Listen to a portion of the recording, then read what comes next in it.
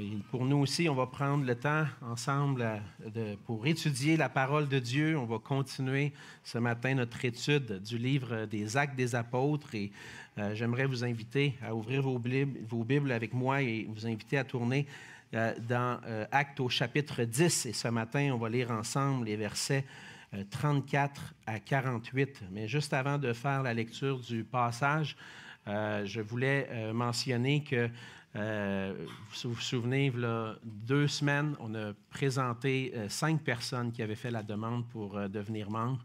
Les 2 semaines que normalement on prend pour laisser les gens aller les rencontrer, venir nous voir, sont passées. Et il n'y a personne qui s'est opposé à leur candidature. Donc ce matin, on peut vous présenter 5 nouvelles personnes qui deviennent membres de notre Église à partir d'aujourd'hui. Mesguard Dauphin, je ne pense pas que Mesguard est là, je ne l'ai pas vu. Pierre-Émile Dubois, qui est en arrière à la technique. Daniel Lacasse et Francine Lemay, je n'ai pas vu Daniel et Francine. Et puis Nathan Marquis, qui est aussi à l'arrière. Ces 5 personnes-là sont maintenant membres officiellement de notre Église, donc on peut les accueillir chaleureusement. Ça nous fait plaisir que le Seigneur puisse vous bénir, continuer de vous bénir avec nous et dans votre implication aussi dans cette Église. Donc, on va lire ensemble et je voulais, avant de lire, j'ai oublié quelque chose quand même que je voulais vous mentionner. Notre famille va être absente pour les 2 prochaines semaines. On va être en vacances pour les 2 prochaines semaines. Donc, si vous ne nous voyez pas, vous savez qu'on prend ce petit temps de repos en famille avant que le cégep et l'école recommencent. Donc, pour les 2 prochaines semaines, on va être absent pour prendre ce temps de ressourcement en famille. Donc, maintenant, les annonces sont faites. On peut lire le passage de ce matin dans Actes au chapitre 10 à partir du verset 34. La parole de Dieu dit ceci. « Alors Pierre, ouvrant la bouche, dit « En vérité, je reconnais que Dieu ne fait point de favoritisme, mais qu'en toute nation, celui qui le craint et qui pratique la justice lui est agréable. Il a envoyé la parole aux fils d'Israël en leur annonçant la paix par Jésus-Christ, qui est le Seigneur de tous. Vous savez ce qui est arrivé dans toute la Judée après avoir commencé en Galilée à la suite du baptême que Jean a prêché. Vous savez comment Dieu a oint du Saint-Esprit et de force Jésus de Nazareth, qui allait de lieu en lieu, faisant du bien et guérissant tous ceux qui étaient sous l'empire du diable, car Dieu était avec lui. Nous sommes témoins de tout ce qu'il a fait dans le pays des Juifs et à Jérusalem. Ils l'ont tué en le pendant au bois. Dieu l'a ressuscité le 3e jour. Et il a permis qu'il apparaisse non à tout le peuple, mais aux témoins choisis d'avance par Dieu, à nous qui avons mangé et bu avec lui après qu'il fut ressuscité des morts. Et Jésus nous a ordonné de prêcher au peuple et d'attester que c'est lui qui a été établi par Dieu, juge des vivants et des morts. Tous les prophètes rendent de lui le témoignage que quiconque croit en lui reçoit par son nom le pardon des péchés. » Comme Pierre prononçait encore ces mots, le Saint-Esprit descendit sur tous ceux qui écoutaient la parole. Tous les fidèles circoncis qui étaient venus avec Pierre furent étonnés de ce que le don du Saint-Esprit était aussi répandu sur les païens, car ils les entendaient parler en langue et glorifier Dieu. Alors Pierre dit, « Peut-on refuser l'eau du baptême à ceux qui ont reçu le Saint-Esprit aussi bien que nous? » Et il ordonna qu'ils soient baptisés au nom du Seigneur, sur quoi ils le prièrent de rester quelques jours auprès d'eux. On va se prendre un temps pour se courber ensemble dans la prière. Seigneur notre Dieu, on veut te dire merci pour ta parole. Merci Seigneur parce que tu as permis que nous l'ayons entre nos mains, que nous puissions la lire et tu permets que nous ayons la liberté d'être réunis ensemble pour l'étudier. Et Seigneur, ma prière, c'est que nous puissions recevoir cette parole comme elle est véritablement, comme étant cette parole qui est sortie de ta bouche, que le Saint-Esprit a soufflé à travers l'auteur, à travers Luc, pour l'instruction des croyants de cette époque-là, mais aussi pour notre instruction. Oui, Seigneur Jésus, ta parole est précieuse, ta parole vaut plus que tout l'or du monde. Et nous voulons la voir comme ce trésor précieux pour nous ce matin et la recevoir. On te prie, Seigneur, que cette parole fasse une œuvre dans nos cœurs, que par ton esprit, tu rendes cette parole vivante en nous, afin que nous puissions être remplis de ton esprit, afin de vivre dans l'obéissance à cette parole et en marchant par la foi en toi. Seigneur, bénis ce temps dans ta parole, sois avec moi. Je te prie, Seigneur, de me revêtir de l'humilité qui te ressemble, Seigneur Jésus, afin que je puisse communiquer cette parole, non comme venant de moi, mais comme venant réellement de toi, et qu'on la reçoive ainsi. C'est en ton nom que je te prie, Seigneur Jésus. Amen. Amen. S'il y a une chose qu'on entend souvent parler lorsqu'il y a des temps de guerre, c'est de l'importance de la paix et même parfois l'urgence de rétablir la paix. Dans une société où pour certains, nos parents ou même nos grands-parents ont vécu une ou deux guerres mondiales, on est dans la société occidentale un peu frileux aux guerres parce qu'on veut vivre dans cette sécurité apparente qui existe depuis 1945. Mais on voit autour de nous des guerres et que lorsqu'une nation, des dirigeants d'une nation décident de se tourner contre une autre nation et provoquent des guerres, les Nations unies, les autres nations recherchent à tout prix la paix. On ne veut pas connaître l'insécurité de la guerre, on veut vivre en paix dans notre monde. Et même si les gens aiment la paix, recherchent la paix entre les nations, plusieurs d'entre eux, bien souvent, vivent inconsciemment dans une guerre qui est constante. Quelque temps après la création du monde, Dieu qui avait créé l'homme et la femme à son image, avait donné des instructions pour vivre pour sa gloire, ont décidé de faire une guerre, d'entrer dans une guerre spirituelle et continuelle avec Dieu. En faisant le choix de se détourner de Dieu, les êtres humains ont déclaré la guerre à Dieu et se sont engagés dans cette guerre contre lui qui continue encore aujourd'hui.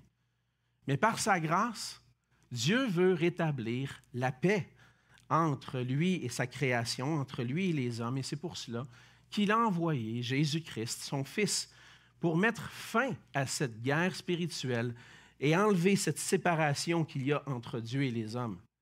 Chacun d'entre nous, on est né avec cette tendance naturelle d'être rebelle à Dieu, mais plusieurs d'entre nous avons maintenant reçu la paix avec Dieu par Jésus-Christ. Et puisqu'on a goûté la réconciliation avec Dieu, la paix avec Dieu par Jésus-Christ, le Seigneur nous appelle maintenant à partager cette paix-là aux gens autour de nous, à partager cette paix qu'on trouve à travers l'Évangile de Jésus-Christ.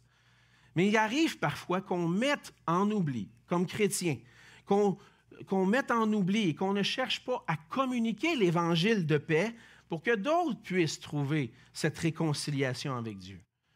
Mais dans le passage qu'on vient de lire, on voit la suite du récit. C'est la suite du récit d'une rencontre divinement guidée et dirigée par notre Dieu, par le Seigneur lui-même. C'est le récit de Pierre qui va à la rencontre de Corneille, un centenier romain, un païen, un non-juif. Après que Corneille a eu reçu la visite, c'est ce qu'on a vu la semaine dernière, d'un ange pour lui dire d'envoyer des hommes aller chercher Pierre, Pierre lui-même a eu de son côté une vision qui venait du Seigneur. Et par cette vision, le Seigneur révélait à Pierre qu'il devait aller non seulement vers les Juifs, mais aussi vers les païens pour leur annoncer l'Évangile de Jésus. Et à travers cette vision, le Seigneur annonçait que les chrétiens juifs ne devaient pas regarder comme impurs les païens, qu'ils devaient aller vers eux, se tenir avec eux, manger avec eux pour pouvoir leur partager la grâce de Jésus-Christ. Et à travers cela, le Seigneur montrait que le salut n'était pas seulement réservé à des Juifs, mais qu'il était accessible à des gens de toutes les nations et que l'Église est appelée maintenant à ce mandat d'aller annoncer l'Évangile.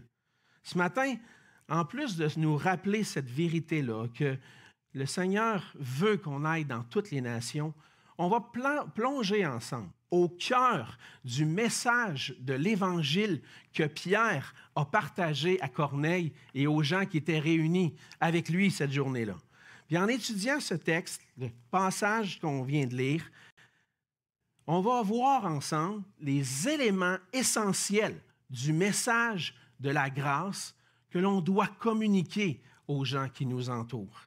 Et on va voir ensemble que dans cette idée qui se résume ainsi que par la foi en Jésus-Christ, Dieu accorde la paix et la réconciliation aux gens de toutes les nations.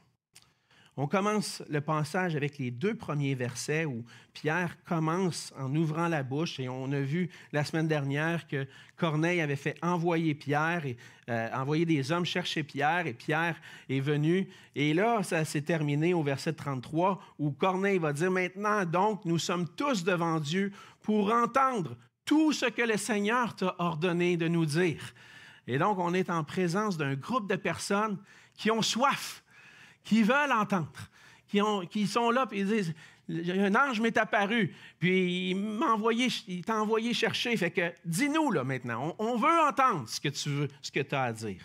Et à travers cela, Pierre découvre quelque chose, et à travers cette vision qu'il a eue, et il répète cette idée, il dit, je reconnais que Dieu ne fait pas de favoritisme. Alors c'est ce qu'on voit premièrement, Dieu ne fait pas de favoritisme, mais il veut accorder la paix à des gens de toutes les nations. Pierre ouvre la bouche pour annoncer l'Évangile aux païens et en considérant ce que le Seigneur lui a communiqué par la vision et par le Saint-Esprit, Pierre voit que Dieu offre le salut à tous, sans exception. Corneille craignait Dieu, c'est ce qu'on a appris sur lui, il priait Dieu et à travers cela, Corneille manifestait sa foi en Dieu. Certains peuvent penser que Corneille ne connaissait pas Dieu réellement. Mais je pense que si on se place dans ce Corneille qui participait, qui était un craignant Dieu, puis que même le Seigneur lui-même a dit qu'il s'était souvenu de ses prières et de ses aumônes, certainement, Corneille était comme un saint de l'Ancien Testament, qui craignait Dieu, qui adorait Dieu, qui priait Dieu, non pas pour obtenir la faveur de Dieu, mais parce qu'il avait réellement une foi sincère en Dieu. La seule chose, par exemple, c'est qu'il n'avait pas entendu dire encore que Jésus était venu et qu'il était le Messie en qui il devait croire pour le pardon de ses péchés. Mais Corneille était un homme qui craignait Dieu, qui était même agréable à Dieu, parce que c'est ce que Pierre va dire.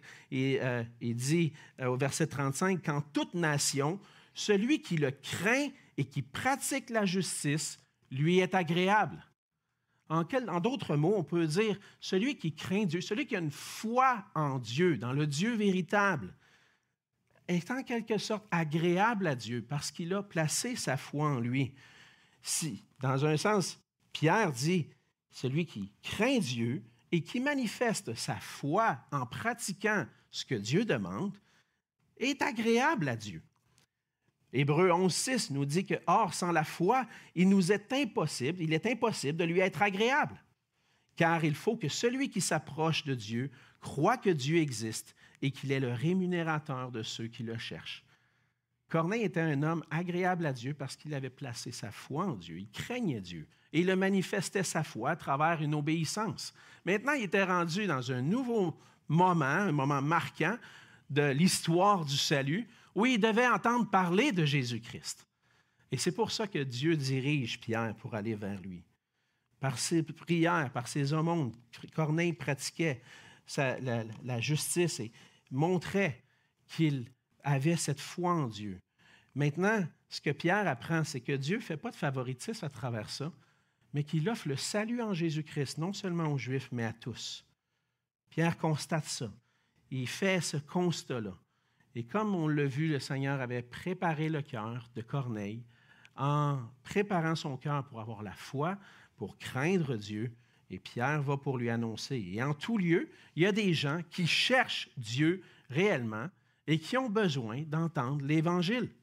Par sa grâce, le Seigneur envoie des gens pour ouvrir la bouche et leur parler. Je suis convaincu qu'en ce moment, dans le monde, il y a des gens qui regardent à la création, puis ils se posent des questions sur comment tout ça existe. Et en viennent à une conviction peut-être naturelle qui est là du fait que la loi de Dieu est écrite dans leur cœur, qu'il y a un Dieu plus grand. Mais s'ils n'ont pas l'Évangile, ils ont besoin d'entendre parler de Jésus-Christ. Alors Dieu envoie des gens pour leur parler. Et Dieu ne fait pas de favoritisme. Il offre l'Évangile aux gens de toutes les nations. Et même si dans notre société, on voit que plusieurs entendent l'Évangile mais ne sont pas disposés à le recevoir, on voit à travers le monde que Dieu fait une œuvre dans certaines nations où les gens ont un cœur ouvert pour entendre parler de l'Évangile. Et l'Église, dans son ensemble, est appelée à partager, à les annoncer, parce que Dieu ne fait pas de favoritisme. Et c'est ça le premier point qu'on voit dans les versets 34 à 36. Dieu ne fait pas de favoritisme, et il veut que l'Évangile soit annoncé à tous. Mais là, on arrive, et là, mon premier point est un peu plus court, parce qu'on arrive au cœur du message, au contenu du message de l'Évangile que Pierre a annoncé à Corneille, à sa famille, à ses amis, puis que nous aussi, on doit annoncer. Et on va voir à travers ce deuxième point que Jésus est le Christ, le Seigneur et le juge de tous, qui est venu pour donner la paix avec Dieu. On va voir ensemble les éléments essentiels de l'Évangile, mais si je peux dire une chose, c'est qu'il y a un élément essentiel dans l'Évangile. Il n'y a pas d'Évangile sans Jésus-Christ. Vous connaissez l'expression qu'on ne fait pas d'omelette sans casser des œufs. On pourrait dire, on ne fait pas d'omelette sans œufs, mais il n'y a pas d'Évangile sans Jésus. La bonne nouvelle, l'Évangile, c'est Jésus-Christ. C'est ce qu'il est venu accomplir, la personne lui-même de Jésus-Christ, qui est le Dieu incarné, qui est venu pour accomplir ce qui était nécessaire à notre salut pour qu'on puisse avoir la paix avec Dieu. Et sans Jésus, il n'y a pas d'Évangile. Alors, on va voir ensemble qu'au cœur de l'Évangile est la personne et l'œuvre de Jésus-Christ. Et c'est ce que Pierre va décrire. Jésus a tout accompli pour qu'on puisse être sauvé. Et Pierre va souligner que cette parole-là, au verset 36, a été annoncée aux fils d'Israël. Et le Seigneur Dieu a envoyé sa parole aux fils d'Israël en leur annonçant la paix par Jésus-Christ, qui est le Seigneur de tous. Quel est le point principal de l'Évangile? La paix avec Dieu, la réconciliation avec Dieu par Jésus-Christ. Le Seigneur avait donné cette parole-là aux enfants d'Israël. Et on le voit un peu plus loin au verset 43, que tous les prophètes de l'Ancien Testament rendaient de Jésus le témoignage que quiconque allait croire en lui allait recevoir le pardon des péchés et ainsi trouver la paix avec Dieu. Alors Pierre va prendre le temps de témoigner de personne d'autre que de Jésus-Christ. On commence au verset 37 et il va souligner deux fois cette réalité-là. Il va dire, « Vous savez ce qui est arrivé dans toute la Galilée et dans toute la Judée et après avoir commencé en Galilée, à la suite du baptême que Jean a prêché, vous savez comment Dieu a oint du Saint-Esprit et de force Jésus de Nazareth qui allait de lieu en lieu, faisant du bien, guérissant tous ceux qui étaient sous l'empire du diable, car Dieu était avec lui. » Donc, Pierre commence avec le début du ministère de Jésus. Mais il souligne un élément, c'est que Corneille et les gens réunis avec lui en avaient déjà un peu entendu parler de ça. C'était un peu inévitable. Césarée, une province, c'était la ville, la capitale romaine de la province de Judée. Certainement, tout ce que Jésus avait fait et accompli, les rumeurs avaient couru. Les gens en avaient entendu parler. Mais là, n'avaient peut-être pas encore saisi que Jésus était réellement le Messie, le Christ, le Seigneur, qui était venu pour sauver. Mais les gens semblent déjà un peu au courant de ce qui s'est passé dans les dernières années avec ce Jésus qui est venu. Et puis après que Jean-Baptiste aient proclamé le baptême de repentance, Jésus est venu en étant revêtu de Saint-Esprit et de force, et il a manifesté qu'il venait de Dieu par la force du Saint-Esprit, par les miracles et les délivrances qu'il accordait. On trouve dans l'Évangile ce que Jésus est venu faire pour accomplir. Et Jésus, son ministère a commencé en proclamant le royaume de Dieu et démontrant que le royaume de Dieu était venu. Mais on voit dans la suite que Pierre va dire, on était témoins de tout ce qu'il a fait dans le pays des Juifs et à Jérusalem. Et là, Corneille est en face d'un témoin oculaire. Pierre a vu tout ce que Jésus a fait, est capable d'en parler. T'sais. Et probablement que, tu sais, on vient de lire quelques versets en 30 secondes à peu près, mais c'est certain que le discours, on a un résumé ici du discours de Pierre. Probablement que Pierre en a parlé un peu plus des choses qu'il avait vues. Hey, on a vu quand il a changé l'eau en vin. Hey, moi, j'ai été témoin quand il marchait sur l'eau, puis il m'a demandé d'aller vers lui. Puis là, j'ai calé, parce que je manquais de foi. Puis là, finalement, le Seigneur m'a relevé. J'ai vu quand il a calmé la tempête. J'ai vu quand il a multiplié des pains. J'ai vu ça de mes yeux. C'est peut-être dur à croire, mais je l'ai vu. Je suis témoin de ça. Puis non seulement ça, il a vu la suite aussi. Pas seulement ce que Jésus a accompli dans son ministère à travers ses miracles, mais aussi à travers le fait qui a été mis à mort. Et c'est ce qu'on voit au verset 39. Je dirais le cœur du message de l'Évangile, que Jésus a été mis à mort, a été pendu au bois, cloué sur une croix. Et à la fin, le Seigneur l'a ressuscité. Dieu l'a ressuscité lui-même d'entre les morts et ses disciples ont été témoins. La mort et la résurrection de Jésus font partie intégrante du message de l'Évangile. Et ensuite, Jésus a donné ce mandat de prêcher aux nations qu'il était lui-même. Et on voit encore des titres qui sont donnés à Jésus, le juge des vivants et des morts. Ce message de l'Évangile qui avait été annoncé par les prophètes, en réalité, ce que Pierre est en train de dire, c'est que ce message-là a été accompli. Le résultat de toute l'œuvre de Jésus-Christ, c'est le résumé qu'on trouve au verset 43 de tout ce que les prophètes ont enseigné, que quiconque croit en lui, en Jésus-Christ, par son nom, reçoit par son nom le pardon des péchés. Tu veux savoir comment trouver la paix avec Dieu, comment être réconcilié avec Dieu? Tu as besoin de trouver le pardon qui se trouve en Jésus-Christ seul. Jean 3,16 reprend un peu les mêmes paroles. Quiconque croit en lui ne périt pas, mais obtient la vie éternelle.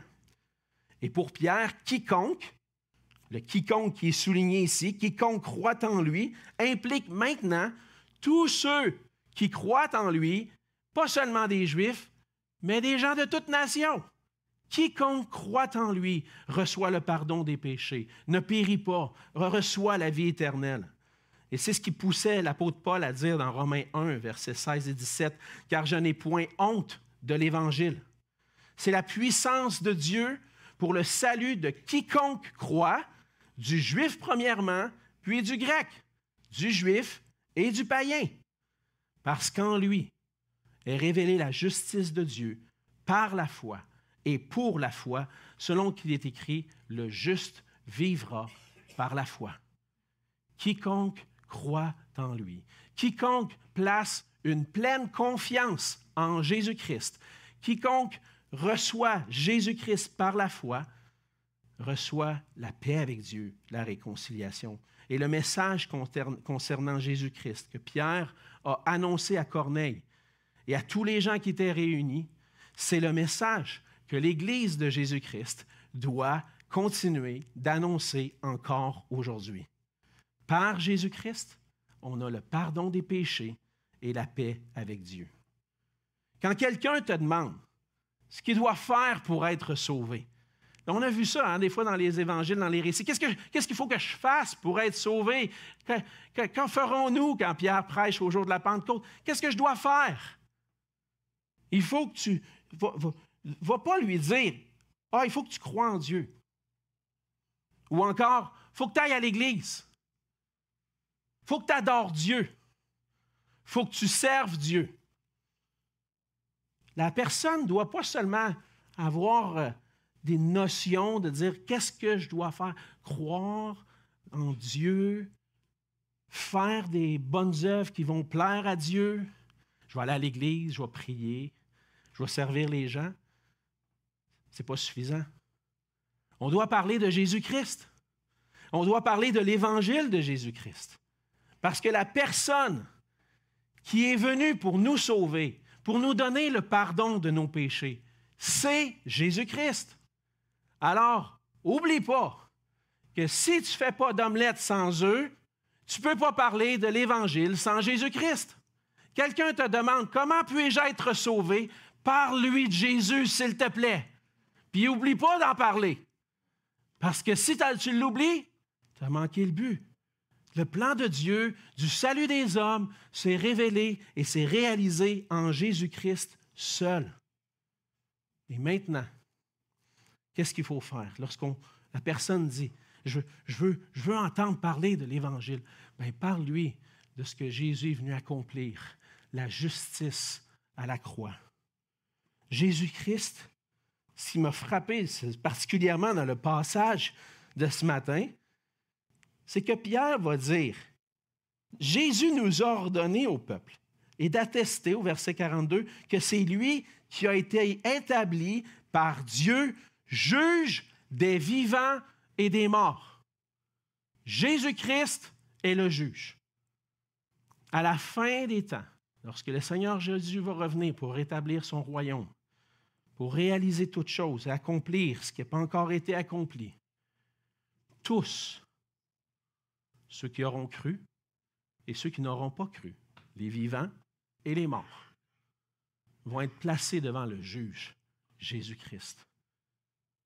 Et placés devant lui, vont se poser la question, vont se faire probablement poser la question, qu'as-tu fait de moi? Qu'as-tu fait de moi? Mais ce qui est merveilleux dans tout ça, c'est que le juste juge, le Christ, le Seigneur de toutes choses, le Roi des rois, le Seigneur des seigneurs, est non seulement le juge, mais celui qui va venir pour prendre la punition à notre place. On ne voit jamais ça dans une cour de justice. Un juge qui est là pour rendre un jugement, puis déclarer une personne coupable de péché ou coupable de la loi, d'avoir transgressé la loi, dire « Tu es coupable, tu mérites la mort, une mort éternelle. » Mais attends un petit peu. Je vais aller accomplir quelque chose pour toi. Si tu crois en moi, ce que je vais accomplir va t'être donné. Le juge qui descend du tribunal, qui s'en va sur la croix, qui accepte de prendre sur lui le châtiment qu'on méritait à cause de nos péchés. Le châtiment qui nous donne la paix est tombé sur lui parce que nos péchés ont été placés sur ses épaules. Jésus-Christ a été cloué à la croix, a été mis à mort. C'était la punition que des coupables de péché méritaient, la mort. Jésus l'a subi à notre place. Et maintenant, il offre cette grâce à chacun d'entre nous aujourd'hui. Le juste juge des vivants et des morts, le juge qui établit la justice, manifeste son amour envers des pécheurs en se donnant lui-même à la croix pour nous. Il n'y a rien qu'on puisse faire pour être sauvé nous-mêmes. Aucune bonne œuvre qui aurait pu effacer notre péché. On est coupable devant Dieu, on est foutu, on est perdu. Mais Jésus a tout accompli. Aucune œuvre n'est assez bonne pour effacer notre péché, sauf celle accomplie par Jésus-Christ. Christ a fait tout ce qui était nécessaire pour accomplir la justice de Dieu. Le péché a été puni en lui. Et maintenant, par la foi en lui, quiconque croit en lui peut recevoir le pardon de ses péchés, avoir son casier judiciaire effacé, complètement blanchi devant Dieu. Je suis coupable, mais à cause de ma foi en Jésus-Christ, de ce qu'il a accompli pour moi, je parais juste devant Dieu maintenant. Le juste juge nous a fait grâce en portant lui-même le châtiment qu'on méritait, et par son sang versé, on a le pardon de nos péchés. Et par ce pardon, la paix, la réconciliation, la vie éternelle. Au cœur du message de l'Évangile, c'est cette vérité-là, que Jésus-Christ a tout accompli pour qu'on soit réconcilié avec Dieu. Et le seul moyen de trouver la paix avec Dieu, d'être réconcilié avec lui, c'est par la foi en Jésus-Christ. L'Évangile, c'est le message concernant Jésus-Christ qui est venu sauver ce qui était perdu. N'oubliez pas ça. C'est essentiel pour chacun de nous, mais aussi pour ceux qui ont besoin d'en entendre parler. Ne passez pas à côté du message. Alors, il faut nous parler de ce que Jésus-Christ a fait pour nous. Il y a une logique derrière le message de l'Évangile. Lorsque j'étais étudiant en mathématiques, puis je faisais des mathématiques d'ingénieur, on nous soumettait, puis les jeunes qui vont à l'école encore, et peut-être qu'il y en a encore aussi parmi vous qui êtes des mathématiciens, des physiciens qui font encore des mathématiques, mais souvent on nous soumet un problème. Puis qu'est-ce qu'il faut faire? Bien, résoudre le problème, trouver la solution au problème. Bien, c'est ce que Jésus a fait. L'Évangile, le message de l'Évangile est logique. On avait un problème. On a naturellement, en tant qu'hommes et femmes, un problème. On est des pécheurs devant le Dieu saint et juste, coupables et condamnés. On a un problème. Mais il y a une solution à notre problème. Et cette solution-là, c'est Jésus-Christ. Par son sacrifice, a payé la dette de nos péchés. Il a reçu sur lui le châtiment qu'on méritait, puis maintenant, il nous offre le pardon. Le message de l'Évangile doit parler de notre problème et de notre solution, qui est seulement en Jésus-Christ. C'est pour ça qu'on ne peut pas passer à côté de Jésus-Christ. C'est lui la solution à notre problème. Lui qui s'est offert pour nous à la croix. Maintenant, qu'est-ce qu'on doit faire? Je dois croire. Mais non seulement ça, je dois marcher pour lui. Recevoir le cadeau du pardon, c'est aussi passer à travers cette étape de repentance. Si on croit que Jésus-Christ est réellement le Sauveur, mais aussi le Seigneur, le juge des vivants et des morts, maintenant, on ne veut pas continuer notre vie comme avant. On veut marcher pour lui maintenant. Dans 1 Jean 1,9, la grâce de Dieu nous dit que si nous confessons nos péchés, il est fidèle et juste pour nous les pardonner et pour nous purifier de toute iniquité. Ça, c'est la grâce que Dieu nous offre. Si j'ai péché, je peux aller devant lui et dire, Seigneur, je te confesse mon péché. Je suis un pécheur. J'ai péché de plusieurs manières. Et Seigneur, je veux recevoir le pardon que tu offres pour moi en Jésus-Christ. Et il est fidèle et juste, il va le faire. Il va nous pardonner. Mais selon 1 Jean 3,6 aussi, si par grâce on a connu Jésus-Christ, cette grâce maintenant nous appelle à fuir le péché. Quiconque demeure en lui ne pratique pas le péché. Quiconque pratique le péché ne l'a pas vu, ne l'a pas connu. C'est ce que Sam Parle nous disait tout à l'heure. Si tu dis que tu as reçu l'Évangile puis que tu as cru en Jésus-Christ, ta vie va changer. Ta vie va être transformée. Elle ne peut pas continuer comme avant. Mais je vais vivre par la foi, une foi continuelle en Jésus-Christ. Recevoir Christ implique une réponse. Et c'est ce que l'Évangile appelle à une réponse devant Jésus-Christ qui est la solution à ton problème. Que vas-tu faire? La réponse, c'est de croire en lui. Et si je crois en lui, je vais me détourner, je vais me repentir de mes péchés. Je l'ai dit, je le répète encore, le seul moyen pour le pécheur pour trouver la paix avec Dieu, c'est par la foi en Jésus-Christ.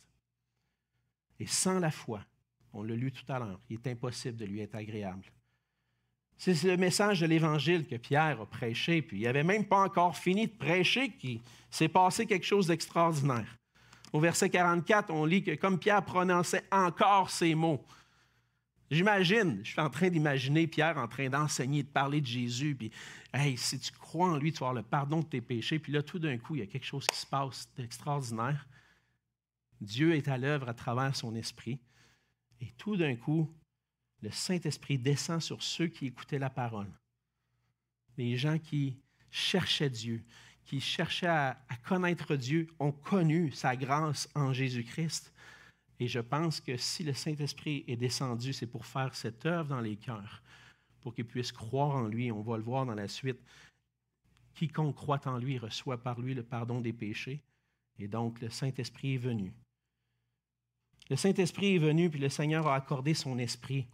Le Seigneur, à tous ceux qui acceptent par la foi le salut offert en Jésus-Christ, reçoivent Dieu donne le Saint-Esprit et doivent le démontrer aussi par la foi et le baptême. C'est le troisième point avant que je l'oublie.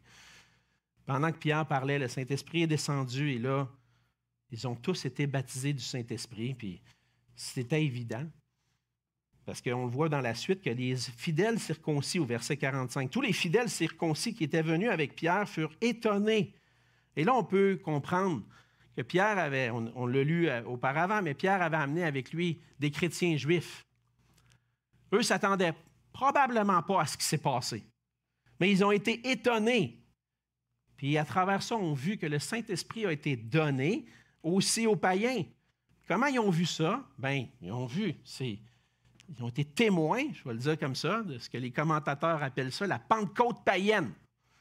Ils ont été témoins des païens qui ont reçu le Saint-Esprit, qui parlaient en langue et puis qui glorifiaient Dieu. Ils ne pouvaient pas passer à côté, là. C'était évident. Pierre a prêché l'Évangile, puis le Saint-Esprit a fait une œuvre particulière, se sont convertis au Seigneur, ils ont reçu le Saint-Esprit. Et là, il ne pouvait pas rester comme ça. Pierre, au verset 47, il dit, en voyant ce qui est en train de se passer, peut-on refuser l'eau du baptême à ceux qui ont reçu le Saint-Esprit aussi bien que nous? Hey, on a reçu le Saint-Esprit, nous, au jour de la Pentecôte. Puis à partir de ce moment-là, on prêchait aux Juifs, puis on annonce aux Juifs qu'ils doivent se convertir au Seigneur, qu'ils doivent croire en Jésus-Christ, qui est le Seigneur de tous. Puis finalement, quand ils croient, ils se font baptiser. Ils ont reçu le Saint-Esprit, eux autres aussi. Ils vont se faire baptiser. C'est l'ordre que le Seigneur avait lui-même donné. Et donc, Pierre n'a pas dit qu'il devait attendre, mais sans tarder, avec l'évidence du fait qu'ils étaient convertis au Seigneur, a ordonné, au verset 48, qu'ils soient baptisés au nom du Seigneur, au nom du Père, du Fils et du Saint-Esprit. Et finalement, Corneille et tous les gens réunis se sont convertis, ont été baptisés. La conversion de Corneille et des gens qui étaient présents est un miracle de la part de Dieu qui transforme des cœurs par l'Évangile et par son Esprit. Il montre que Jésus-Christ est Seigneur et qu'il bâtit son Église. Alors, le baptême du Saint-Esprit et le baptême d'eau, je vais prendre quelques instants pour expliquer que ça marque l'appartenance à Jésus-Christ et à son Église. C'est Jésus-Christ qui baptise du Saint-Esprit au moment de la conversion. Peut-être que quand tu t'es converti au Seigneur, tu n'as pas parlé en langue. Ce n'est pas tout le monde qui parle en langue. Il y a des manifestations dans le livre des Actes, mais ce n'est pas à tous les moments que ça arrive que lorsque tu es baptisé du Saint-Esprit, tu parles nécessairement en langue. Mais si tu as été baptisé du Saint-Esprit, il y a quelque chose que tu fais, ça c'est sûr. Tu glorifies le Seigneur. Avant, tu étais rebelle à lui, tu étais en guerre contre lui, maintenant tu es pour lui, puis tu veux sa gloire partout autour de toi. Ça, il y a un changement. Puis, j'ai vécu ce changement-là un jour dans ma vie, par la grâce de Dieu. J'étais haut de même. J'avais 5 ans. Hey, comment tu peux comprendre l'Évangile à 5 ans? C'est-tu possible? Oui, j'avais compris que j'avais un problème, que j'étais un pécheur devant Dieu, puis que sa justice faisait que j'étais condamné pour l'éternité à l'enfer. J'avais compris ça. Ça, c'était pas compliqué. Je mentais à mes parents, de puncher mon frère une fois de temps en temps. J'étais pas bien vieux, mais j'avais compris ça. J'étais un pécheur. Ça, aucun doute. Puis j'avais compris qu'il y avait juste une solution. Quand j'étais jeune, il y avait les couleurs, hein? Le gant avec les couleurs. Vous avez peut-être déjà vu ça. Puis il y avait une couleur. J'avais une couleur, mon cœur était noir. J'étais taché par le péché. Puis l'autre couleur, c'est quoi? Rouge. Le sang de Jésus. Puis quand tu places ta foi dans le sang de Jésus qui purifie de tout péché, ton cœur devient blanc, ton cœur est transformé. Puis il y a aussi longtemps que je me rappelle, depuis ce jour-là, le Seigneur m'a gardé par sa grâce. J'ai eu des doutes sur mon salut, mais une chose que je peux dire, c'est que j'ai toujours voulu glorifier Dieu. Puis ça, c'est la transformation que le Seigneur a fait dans mon cœur puis qu'il a fait dans chacun de vos cœurs. Peut-être que tu n'as pas parlé en langue, mais je suis sûr que si tu as connu Jésus-Christ réellement, maintenant, le Seigneur a changé ton cœur pour que tu glorifies Dieu. Puis que tu déclares que Jésus est Seigneur.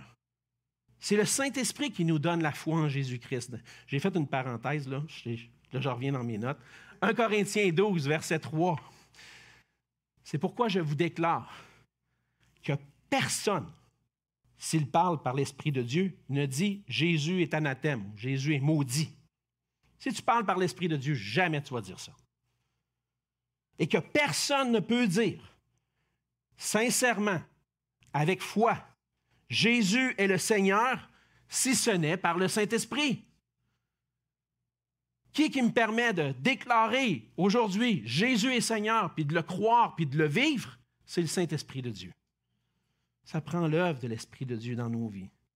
Et c'est le baptême du Saint-Esprit qu'on reçoit au moment de notre conversion, qui nous régénère et qui fait en sorte que maintenant on déclare « Jésus est Seigneur. Je place ma foi en lui pour le pardon de mes péchés parce que je veux être dans sa présence puis le louer pour l'éternité. » Et non seulement le Seigneur baptise de son esprit, mais il ordonne à ses disciples et à son Église de baptiser par immersion après avoir constaté la conversion.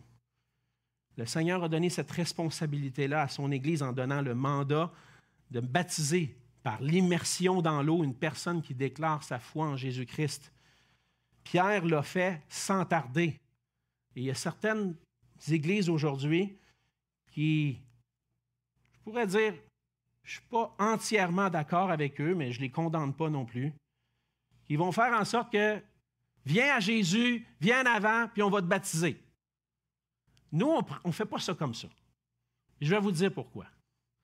Pierre a été témoin de Corneille.